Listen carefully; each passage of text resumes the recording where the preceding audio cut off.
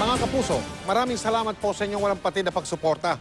Nangunguna pa rin po ang GMA sa rating sa Mega Manila at Urban Luzon at isa sa mga pinakaabangan na pagbabago dito po sa GMA ay ang pagpasok dito sa network ng kilalang negosyanteng si Ramon S. Ang.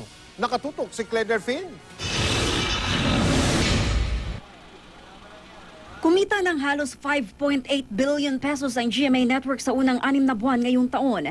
Mas mababa ito ng 14% kumpara sa parehong panahon noong 2013. Election year kasi noon at pinalakas ang kita ng network ng mga political advertisement. Pero ayon kay Attorney Felipe L. Gozon, Chairman at Chief Executive Officer ng GMA Network, kumpiyansa siyang maaabot ang target ng kumpanya para sa buong taon o di kaya ay malampasan pa. Let me project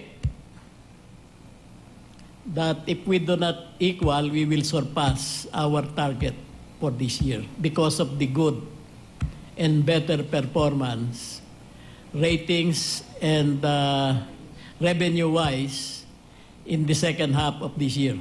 Sinabi ito ni Attorney Gozon sa second quarter briefing na dinaluhan din ni Gilberto Arduavet Jr., ang President at Chief Operating Officer ng network, Felipe S. Yalong, ang Executive Vice President at Chief Financial Officer, at Lizelle G. Maralag, President at Chief Operating Officer ng GMA Marketing and Productions Incorporated. Base sa datos ng Nielsen TV Audience Measurement, mula July hanggang August 9 sa taong ito, nangunguna pa rin ang Kapuso Network sa Mega Manila at sa Urban Luzon. 60% ng urban TV households ay nasa Mega Manila, 77% nasa Urban Luzon. Samantala, ibinalita naman ng GMA Management na nakakasana ang pagbili ng negosyanteng si Ramon S. Ang sa ilan sa mga shares mula sa 3 pamilyang may-ari ng major stakes ng kumpanya. Kung hindi sa buwang ito ay sa unang bahagi ng Setyembre ay magkakapirmahan na ng kasunduan sa pagbili ng minority participating stake ni Ang. Si Ang, o kilala rin sa initials niyang RSA, ay ang kasalukuyang presidente ng San Miguel Corporation. Pero nilinaw ni Attorney Gozon, hindi kasama sa transaksyon ang San Miguel Corporation. Pagtitiyak niya, ikagaganda raw ng GMA Network ang pagpasok ni Ang. I think the network will improve.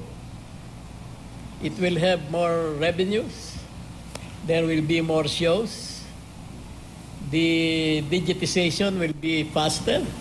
Claire Delfin, Nakatutok, 24 Oras.